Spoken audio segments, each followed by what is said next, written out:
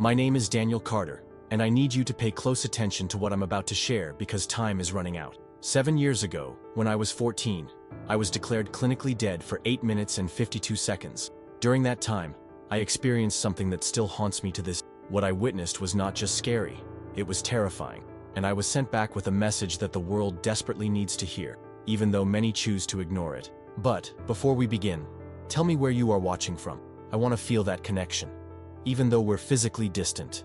And don't forget to leave a like and comment on your opinion about this near-death experience. Let's create an open and honest space to learn together here on the channel. Now let's begin. It happened on March 17, 2018. That day, I had swim practice at 5:45 a.m. The pool had always been my second home. I had been swimming since I was 7 and took it very seriously. That morning, I was determined to break my own record in the 400-meter medley. I remember making the last turn at the wall, feeling my muscles burning and my lungs begging for air. Everything seemed normal, until it didn't. Later, the doctors told me it was caused by an undiagnosed heart condition, something called hypertrophic cardiomyopathy. 1 second I was swimming, the next my heart just stopped. I didn't feel pain, just a sudden weight on my chest. The water around me darkened, and I felt my body sink. I remember thinking, it can't end like this. But it did. And this is where most people start doubting my story. But I need you to understand. What I experienced was more real than anything I've ever lived in this physical world. The moment my heart stopped, I found myself floating above the pool. I could see my own body being pulled out of the water by the coach. I could hear the shouts for help, the sound of the phone calling the emergency. Panic was written on their faces. But me? I was completely calm, as if I were watching a movie about someone else. Have you ever had that feeling of being outside your own body, like you were looking at yourself from afar?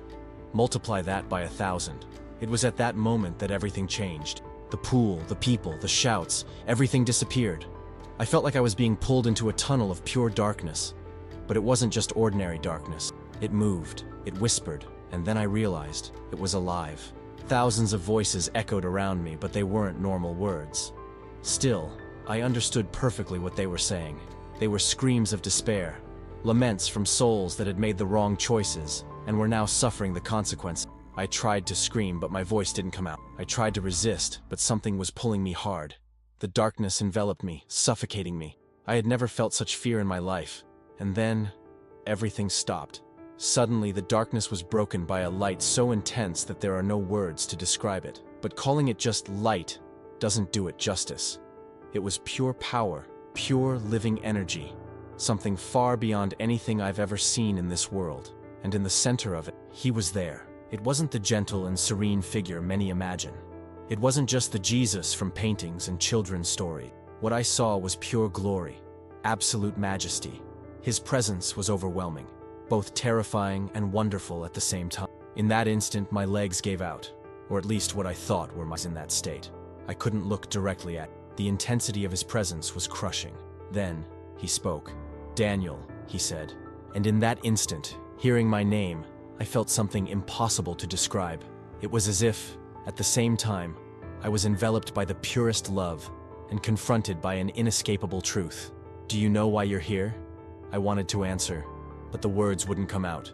How do you speak in front of the creator of everything? But he didn't wait. He raised his hand, and suddenly, my whole life flashed before my eyes. It wasn't just a memory of the moments I lived.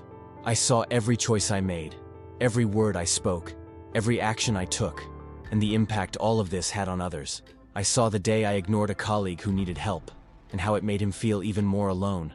I saw moments when my arrogance hurt people without me even realizing it. But I also saw the good I did, even without noticing.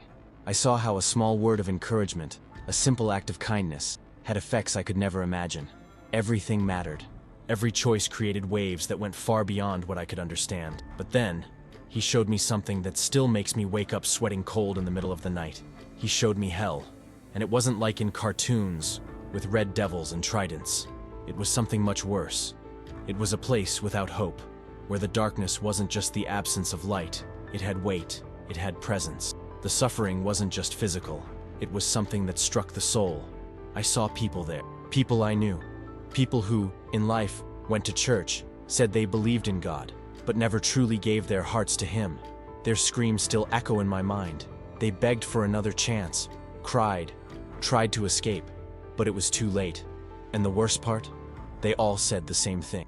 I thought I had more time, but Jesus hadn't finished showing me the truth yet. He raised his hand once more, and before us appeared something immense, impossible to describe with human words. The Book of Life. It wasn't an ordinary book. Its pages seemed alive, pulsating with a light beyond anything earthly, and the names written in it shone like pure fire. "Look," he said. The pages began to turn on their own, and then I saw something that filled me with despair. Some names started to disappear. At first, slowly, like ink dissolving in water. Others blinked a few times before vanishing completely. "These are the ones who once knew me," Jesus explained, "but their hearts turned away. Every time they ignored my voice, every time they chose the world instead of me, their names began to fade. I saw familiar names there, people I would never have imagined. People who grew up in churches, who said they followed God, but whose lives showed the opposite. But Lord," I cried, "they believe in you. They go to church. They say prayers." Jesus looked at me and answered with words that froze my soul. "Many will call me Lord, but I will tell them, I never knew you." And then he showed me something even more frightening. The world as it really is, seen through spiritual eyes. I saw demons walking among people, whispering lies in their ears. They said things like, "You have time. God is love. He would never send anyone to hell. You're a good person, that's enough." And people believed them. They lived as if everything was fine, unaware that they were walking straight into destruction. I saw churches full of people raising their hands in worship, but their hearts were far from God. I saw pastors preaching messages that only made people feel good, but never talked about repentance or true surrender. I saw Christians living exactly like the rest of the world, with no difference at all, justifying their sins because no one is perfect. And then Jesus showed me the future. The visions were so intense that to this day it's hard to put them into words. I saw the darkness spreading over the earth like a living shadow. I saw people choosing evil instead of good, calling what was right wrong and what was wrong right. I saw persecution coming for those who truly followed Jesus. I saw crowds abandoning the faith because following God would cost too much. And then, an angel, he was gigantic, radiating an authority that made all of reality around him tremble. His voice echoed like thunder. "The harvest is ready, but many will be lost because they waited too long." I saw waves of destruction sweeping the world, but they weren't just physical disasters. It was a spiritual darkness consuming entire nations. I saw how close we are to the end, and how few realize it. People were so distracted by their routines, their social media, their pleasures, their political discussions, that they didn't see the reality before their eyes. They were spiritually asleep while time was running out. Then, Jesus showed me something that made my heart freeze. He showed me the moment when the door closes, the instant when there is no more time to choose. I saw people realizing too late, crying for mercy, begging for one more minute, but it was useless. The door was closed. It was then that Jesus looked at me and said firmly, "This is why you are here. This is why I'm sending you back. They need to be warned. The time is shorter than they think." That's when I realized we weren't alone. Around us, in the darkness beyond the light that surrounded Jesus, there were shadowy figures. Their eyes glowed a sickly red, and their bodies seemed to move like living smoke. There were many, and they were watching me. "Pay attention to them," Jesus said. "They watch everyone. They whisper, deceive, distort the truth. They live to drag souls away from me." It was then that one of them smiled, a cold smile, full of mockery. And then I heard their voices all at once, whispering something that made me shudder. "You think you're going to change anything? They won't listen. They never listen. They choose us. Always." But Jesus remained undeterred. He raised his hand, and in an instant, those shadows retreated, as if an invisible force had thrown them away. The fear they tried to impose on me disappeared. Then, he did something unexpected. He showed me heaven, and I have no words to describe what I saw. The colors were more vivid than anything that exists on Earth. The music was so perfect that I felt like it was part of me. The peace, the joy, the love. Everything was so intense that it made me realize how pale this world is in comparison. But what struck me the most wasn't what I saw, it was what I didn't see. There were empty places, places that should have been occupied, places reserved for people who never made it there. Then Jesus told me something that echoes in my mind to this day. The way is narrow, not because I want few to find it, but because many don't truly want me. They want a God that fits their will. but they don't want to surrender to me completely. Then Jesus did something that left me speechless. He turned my eyes to myself, and what I saw broke me inside. I saw my own heart as it truly was. Not how I thought it was, but how God saw it. I realized how proud I had been, how I had justified my mistakes, how I had lived selfishly. I thought I was a good person. I thought my faith was enough. But at that moment, I realized I wasn't so different from those I saw getting lost. I had created a version of God that fit into my life, but I didn't truly surrender my life to Him. That's when Jesus said something that marked me forever. That's why you died today, so you could see the truth and go back with a warning. Time is running out, Daniel. Many think they have all the time in the world, but they don't. The door is closing. I felt tears streaming, or at least something like tears. Lord, I begged, how do I make them understand? They won't believe me. He just looked at me with a look full of love and sadness at the same time. Some won't believe, but some will. And they are the ones you must reach. Go and tell them what you saw. Tell them that believing in me is not enough. Even demons believe. Tell them that going to church is not enough. Tell them that being a good person is not enough. They need to surrender completely before it's too late. Suddenly, I felt a force pulling me. The light around me began to fade, and despair took over me. Wait, I cried. I still have so many questions. But Jesus just said once more, tell them that time is running out. Then everything vanished. The next thing I remember was the shock of air entering my lungs. I was back. My body was trembling, and the paramedics were around me. I heard someone saying my heart had stopped for 8 minutes and 52 seconds. The doctors called it a miracle. They had no explanation for how I came back, or how my brain was intact after so much time without oxygen. But I knew the truth. I knew why I came back. The hard part wasn't the physical recovery. It was the battles that started after I woke up. The war began on the first night at home. Exactly at 3 a.m. I woke up to an intense cold in the room. My breath came out like mist, as if the air around me was freezing. Then I felt it. Something was there. In the corner of the room, a shadow darker than the darkness itself. I didn't see eyes, I didn't see a defined shape, but I felt its presence. And then, I heard it. The same laugh I heard on the other side. They won't believe you. The voice was cold, cutting. You should stay quiet. No one listens to a boy. And that was just the beginning. The following nights were even worse. The same presences returned, always in the darkness, always watching. Sometimes they just stayed there, as if waiting. Other times, they whispered things that made me doubt what I had seen. Maybe it was just a dream. What if it was all imagination? You're going to look crazy if you tell anyone. But I knew the truth. I knew what I had seen, and more than that, I knew why they were trying to silence me. The message Jesus gave me wasn't just another testimony. It was a warning, and the enemy would do anything to stop me from sharing it. So, I made a decision. If they were trying to silence me, it was because this message was important.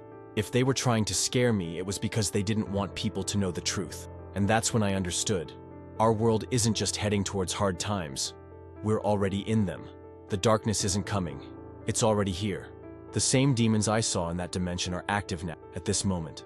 They walk among us, spreading lies, distracting people, making them believe they have all the time in the world to decide the fate of their souls. But Jesus sent me back to say this is a lie. Time is running out. Let me be direct about what Jesus showed me, because softening this isn't going to help anyone. Our world is on the brink of something terrifying. The darkness is no longer a distant threat. It's already here. The demons I saw? They're acting now, whispering deceptions, leading people to believe they're safe when, in reality, they're lost. And the worst part? Most people don't realize. Jesus showed me there are 3 types of people in the world right now. First, those who completely reject God. They don't pretend. They don't deceive themselves. But they aren't the ones I worry about most. Second, those who think they're saved, but aren't. This is the group that broke Jesus' heart the most.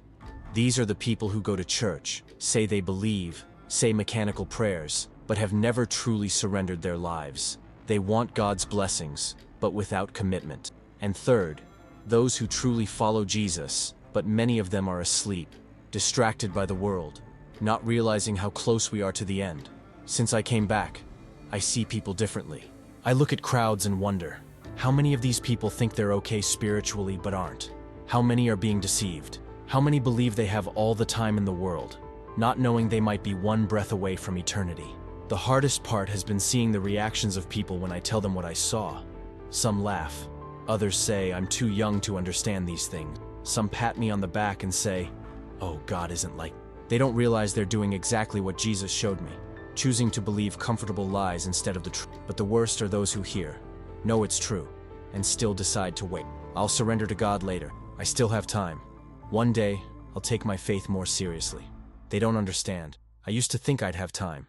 But no one expects to die until it happens. The spiritual battle didn't stop. In fact, it only became more intense. The enemy uses anything to try to silence me. Sometimes it's direct attacks. Those nights when I feel their presence in my room, watching, waiting for me to give up. Other times, it's people, even Christians, saying I'm exaggerating, that my message is too harsh, too radical. But how can I soften something so serious? How can I stay silent after what I saw? How can I pretend everything is fine when Jesus showed me what happens to those who choose a comfortable Christianity without true surrender? I was sent back to warn that time is running out, and I won't be silent.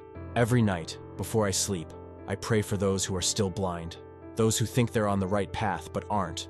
I pray for those who say they'll surrender to God when the right moment comes, because I know what awaits them if they don't change.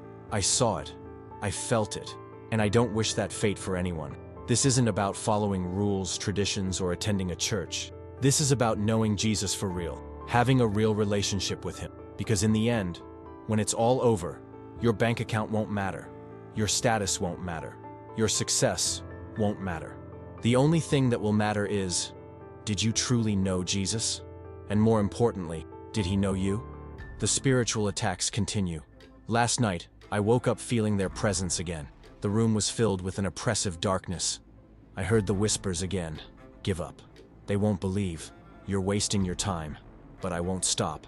Because Jesus didn't bring me back to live a normal life. He brought me back to warn you. He loves you.